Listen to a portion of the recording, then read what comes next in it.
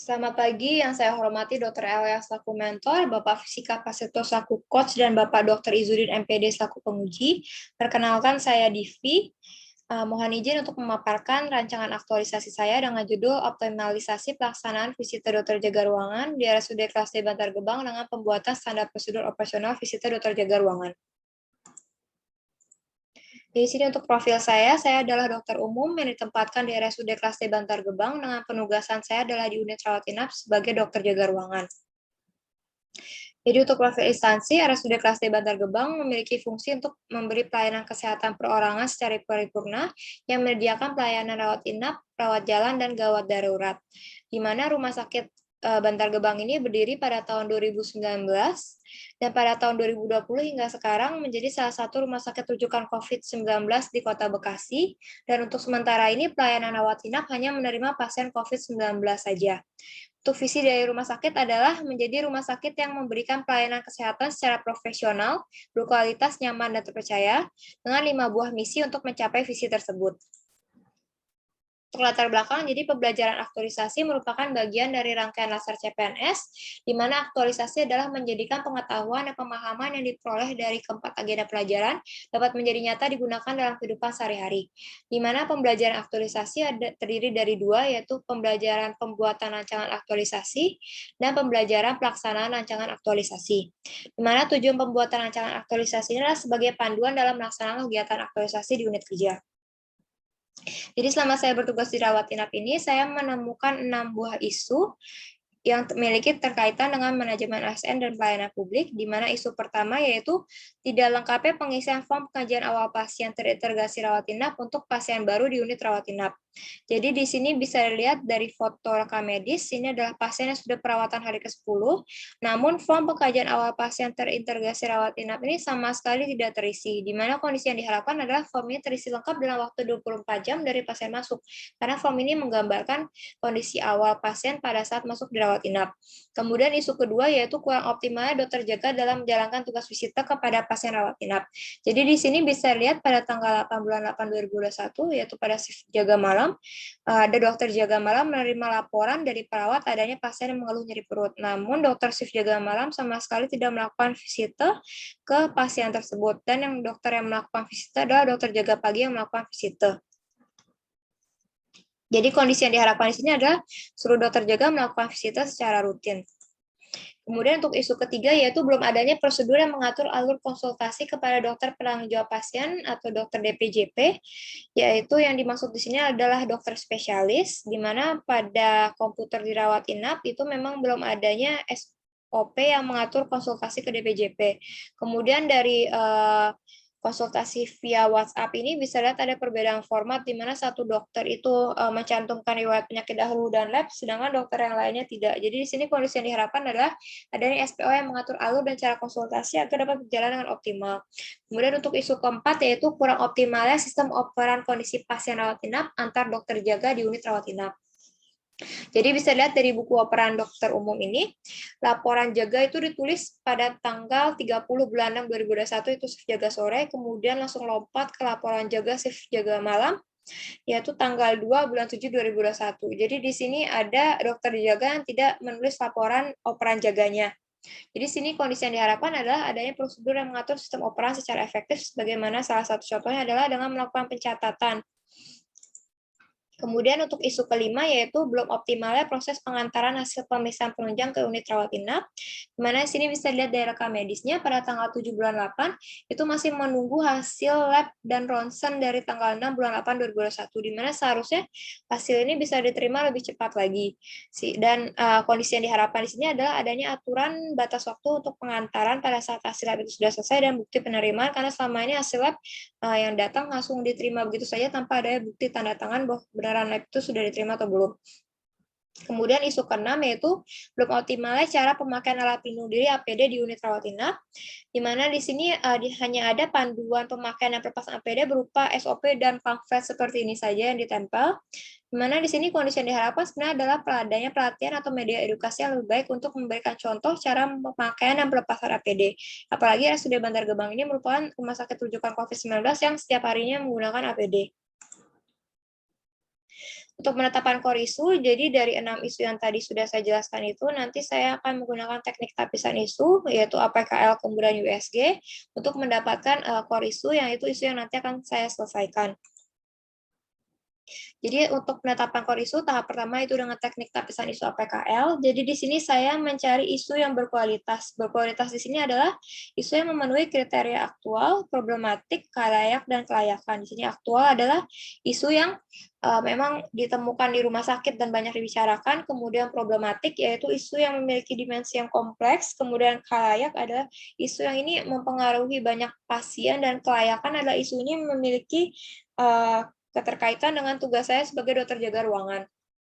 Dari teknik tapisan isu OPKL ini ditemukan hanya 4 isu saja yang memenuhi syarat, sehingga 4 isu ini kemudian saya lanjutkan ke teknik tapisan isu USG, yaitu dengan pemberian skor 1-5, di mana semakin besar skor, maka semakin tinggi prioritasnya. Di mana di sini dapatkan bahwa isu yang nomor 2, yaitu kurang optimal dokter jaga dalam menjalankan tugas visita kepada pasien rawat inap, itu mendapatkan skor 15. Jadi isu ini memiliki prioritas urgensi dan seriousness and growth yang paling tinggi untuk diselesaikan.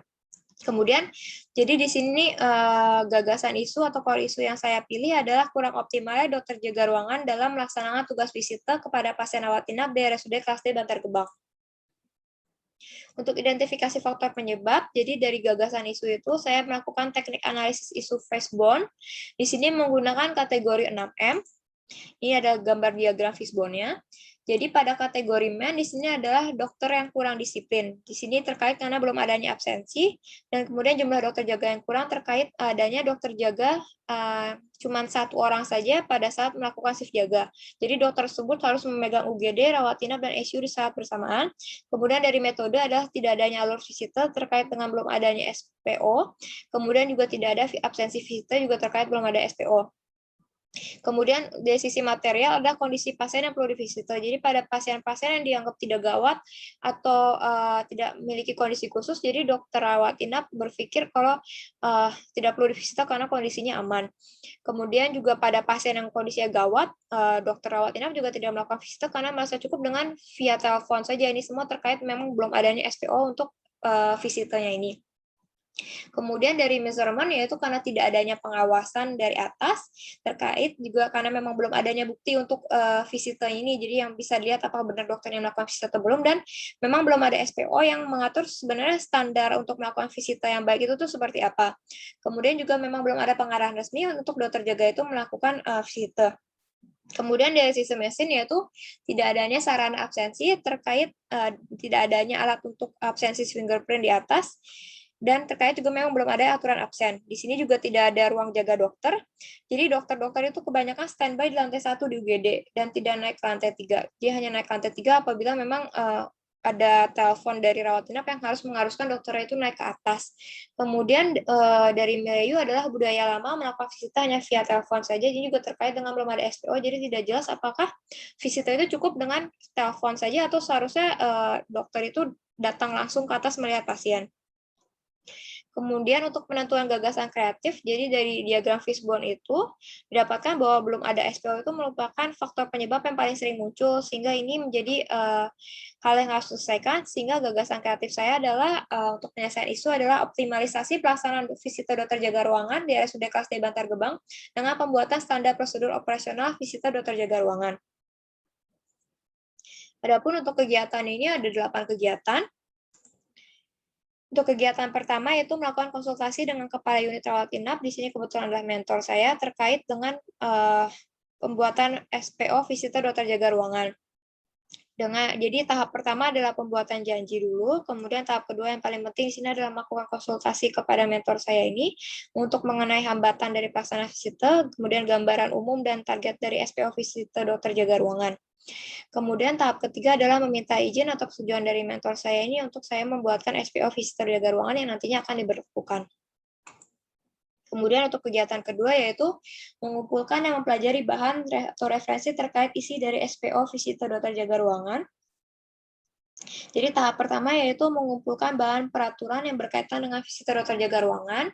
Kemudian tahap kedua adalah mengumpulkan informasi alur atau prosedur visitor dokter jaga ruangan yang digunakan di rumah sakit lain, baik melalui internet atau dengan bertanya dengan rekan kerja saya yang kebetulan bekerja di 2 rumah sakit atau lebih.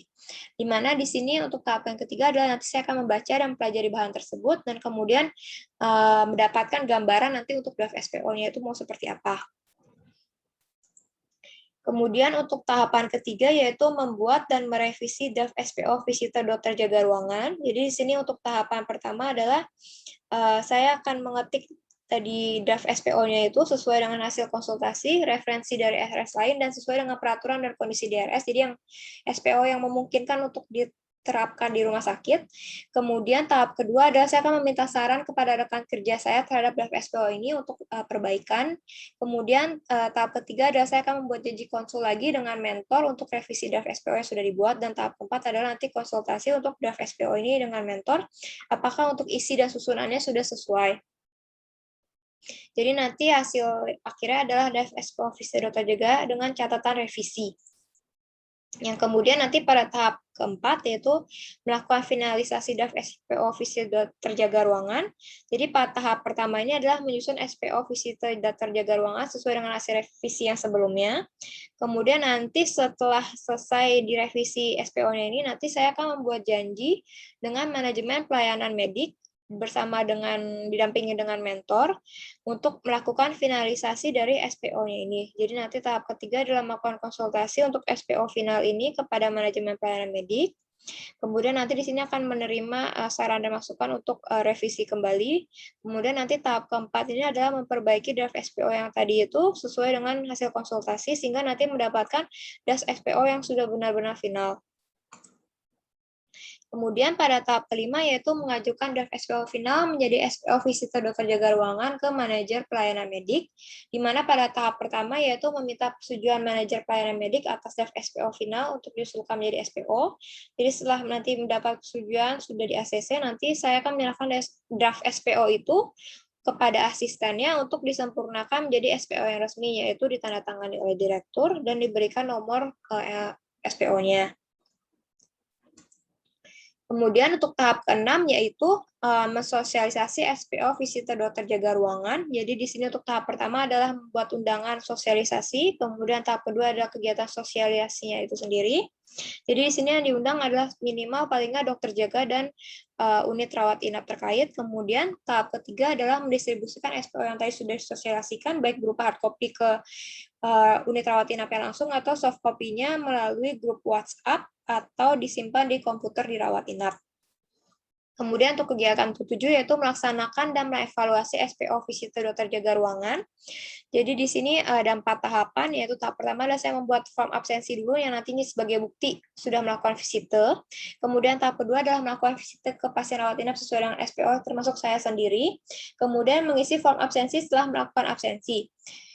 Dan pada tahap keempat, saya ini kan dilakukan selama 10 hari, nanti saya melihat apakah form absensi itu sudah terisi dengan baik atau belum. Jadi untuk melihat apakah ada perubahan untuk visitor dari dokter jaganya. Dan untuk kegiatan ke-8 yaitu pembuatan dari hasil aktualisasinya, penyusunan laporan hasil aktualisasi. Jadi di sini untuk ada 4 tahapan, di mana nanti hasil akhirnya adalah laporan aktualisasinya itu sendiri. Dan berikut adalah jadwal untuk kegiatannya. Jadi di sini kegiatan saya mulai dari tanggal 22 bulan 8 2021. Jadi di sini nanti saya akan melakukan konsultasi dan ini dalam waktu 1 hari, jadi mungkin dari tanggal 22 itulah membuat janji, tanggal 23 bisa mungkin sudah melakukan diskusi, kemudian nanti 3 hari untuk mengumpulkan bahan-bahannya, kemudian nanti pengetikan untuk draft SPO-nya itu sekitar 4 hari, kemudian melakukan finalisasi di sini sekitar 10 hari, kemudian mengajukan draft SPO final, ini sebenarnya 1 hari, cuman karena menunggu SPO finalnya itu benar-benar resmi, mungkin jadi saya berikan jarak sekitar seminggu, kemudian mensosialisasikan ini juga nanti tergantung dari kapan saya bisa mengajukan SPO finalnya ini. Jadi untuk sosialisasi paling untuk 1 hari saja. Kemudian melaksanakan dan mengevaluasi SPO visi Dr. Jaga Ruangan. Jadi ini nanti dari tanggal 20 sampai 30 ini yang nanti dicatat. Kemudian nanti tanggal 8 ini adalah penyusunan laporan aktualisasi, yaitu dimulai dari tanggal 15 dan berakhir pada tanggal 30 bulan 9 2021. Demikian presentasi dari saya. Atas waktunya, terima kasih.